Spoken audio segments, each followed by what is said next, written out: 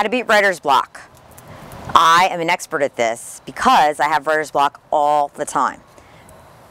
Maybe I have procrastination all the time, but it's a fine line, like the line blurs.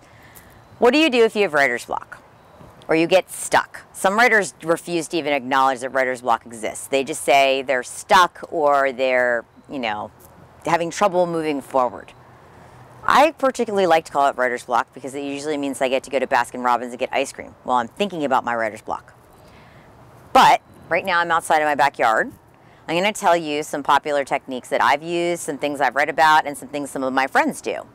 My friend Melissa Marr submerses herself in her bathtub with a snorkel, underwater, yes, underwater, and she stays there until she gets an idea to solve the problem she's stuck on, or until she can move forward. My friend Rachel Kane is slightly more aggressive. According to Rachel, if a scene is not working and she can't move forward, she hits delete and continues to delete all of the words she has written, until she reaches the point where she feels like she knew what would happen next and she would not be stuck, because she says that it means she took a wrong turn somewhere. Margie might have some solo techniques of her own, but when we're together, we do a lot of, we take a lot of eating breaks for tacos and ice cream and treats. Shopping breaks. I don't know if that really counts as fighting writer's block. But now that I am on my own and I'm not on the same coast, I had to come up with some of my, new ideas. And one thing that I found that's really weird is I live kind of, I don't really live in the woods, but I live kind of outside of the bigger part of the city. And a lot of times I have to go drive in to get ice cream. And while I'm driving, suddenly I'll have all these ideas for a scene or a problem that I couldn't solve to save my life the day before. And I don't know what it is, especially if I'm driving, just running errands and stuff, and I don't really have anywhere pressing to be. I just have to kind of go different places. So I have tons of notebooks in my car, because all of a sudden now I've learned, I'll just pull over, in Baskin-Robbins. Are you sensing a theme? I'll pull over somewhere, even in a parking lot, and I'll write down whatever it is I'm thinking about. My solution, again, going back to the notebook, I remember things for exactly 10 seconds because I'm 7,000 years old. So I have to write it down. But I have found that being in the car, for some reason, it works for me. A lot of people say the same thing about being outside. They'll either switch their writing location. Like if they're writing in their office, they'll go to a coffee shop, or they'll go right in their backyard, or they'll go to a park, or they'll go for a walk. Sometimes, they say that if you stop trying to think about the thing you're thinking about and you kind of let your mind go and you're thinking about other things, then the idea will pop into your head. The shower is the same thing. I've heard so many writers say, which I'm sure is why Melissa Marr submerges herself in the tub, that being in the shower somehow sparks their imagination. I think music is really helpful. Sometimes, I'm going to talk about it in another video about triggers, using music as a trigger to kind of set you into writing. But I also think that sometimes if I'm stuck, if I'm stuck on a really emotional scene, I will either go in the car or put on my headphones and I will listen to Florence and the Machine and Adele and the Smiths and kind of angsty, soulful stuff.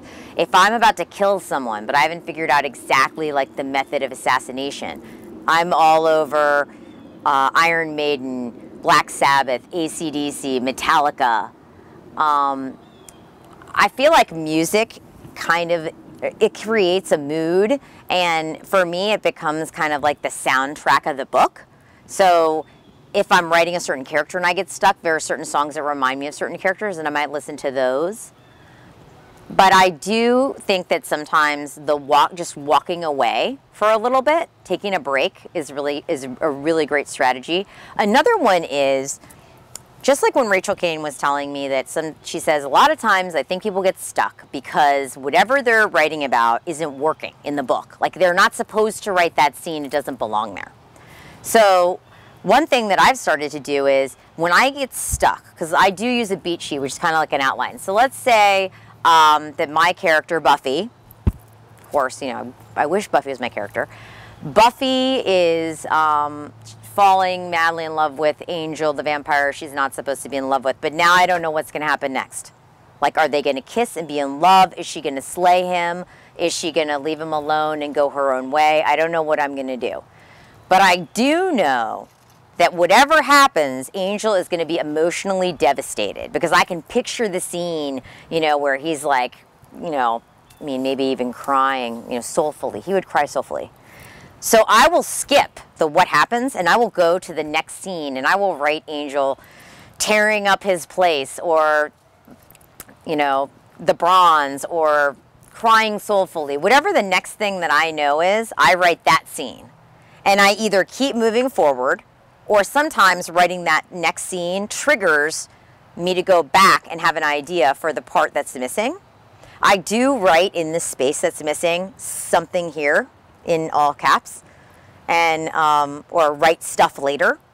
And sometimes there will be drafts that I have, or when Margie and I are working on things, like when we were doing the Dangerous Creatures novella, like I'll send her a draft and we'll literally say something here, and she'll be like, do you know what something here is yet? And I'm like, no, like, we change things a little, I'm still working it out. And sometimes if you have a writing partner, the solution will come.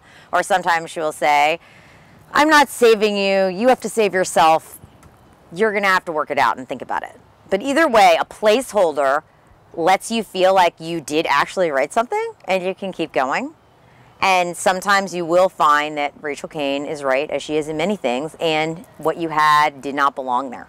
And then you just, or you didn't need it. You can just move, you can create like a tiny transition of one little sentence or paragraph and slide right into the next scene that you wrote.